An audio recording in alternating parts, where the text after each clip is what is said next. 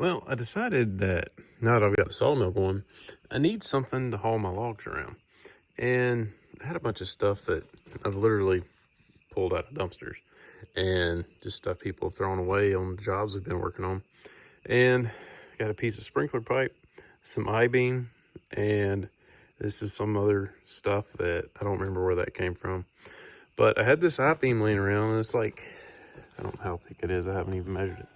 But it's pretty stout. And then I had another piece of thinner. And I'm pretty much just welding pieces together.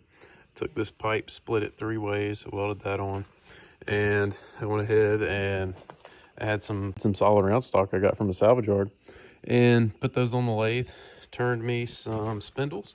I had these hubs from, I ordered the wrong ones for the boat trailer.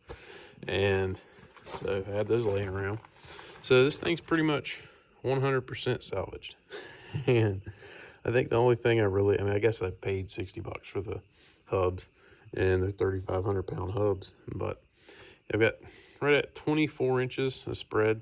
So really I wouldn't want to put, anything over 24 inches is going to be really heavy when you get past like 8 feet. So I'm making this thing long enough where I can put a 16-foot log on here. And that way I could maybe like cut it 16-4 or something and haul the whole thing home.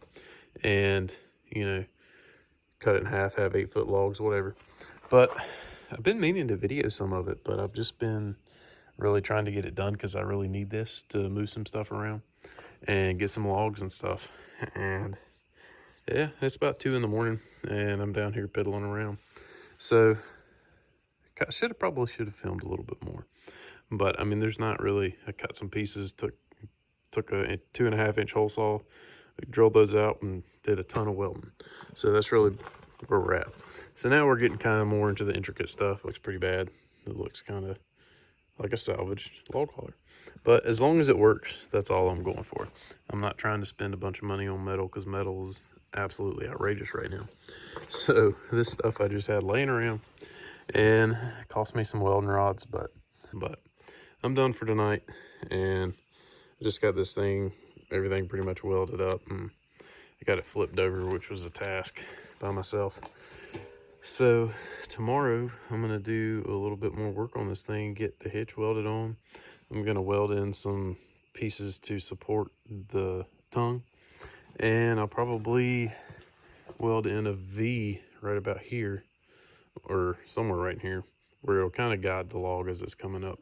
So it's gonna be interesting. I've got a hand winch just laying around too that I was gonna use for a deer feeder, and it's gonna get put on this thing. I haven't quite figured that out. I'm gonna mount it right here, and then I may cut a hole, or I may just come off the back. It'd be better to cut a hole right here, but I don't know if I want to go through all that. So I haven't decided, but we're getting along there. So hopefully pretty soon I'll have a real easy way to haul some logs.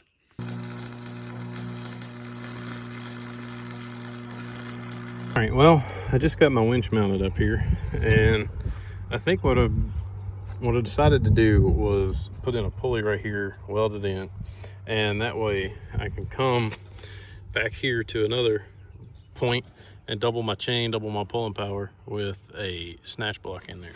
Well, it works. We got a log lifted it up actually surprisingly easy, and I got it a little bit far back. I wish I had it a little bit more centered, but it was kind of hard to tell. It's just an old maple log that I had, and just kind of wanted to test it out and see how it did. And so far it's done really good. I went ahead, ran the chain around and just did to frame and ran through the holes so it can't move. But I may need to, I still left a little tension on this so that way it can't slide back or anything, but it takes the pressure off the cable. But I think it's gonna work really good. I'm gonna drive around a little bit and see how it does.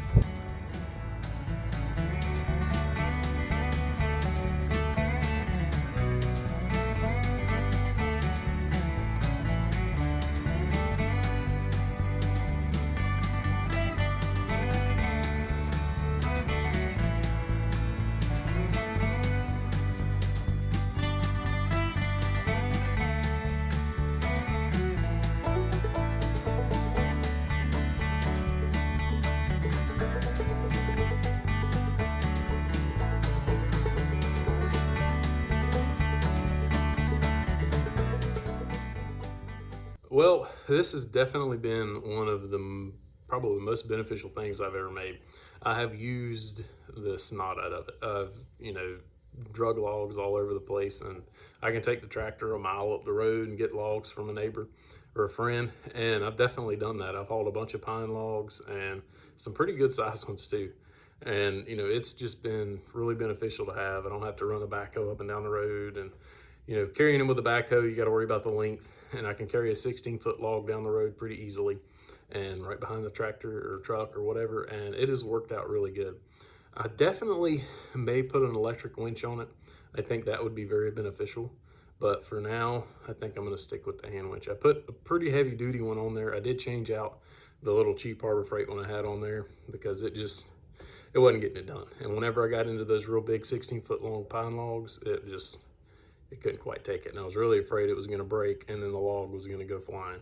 So it's definitely been a very helpful thing to have. And especially with the sawmill going now, I can get logs, haul logs, and it makes it a lot easier. So if you've got a bunch of scrap metal laying around, you definitely might want to think about building one of these. And I hope everybody's liked the video. Hope somebody gets some ideas from it at least. And please subscribe. See you next time.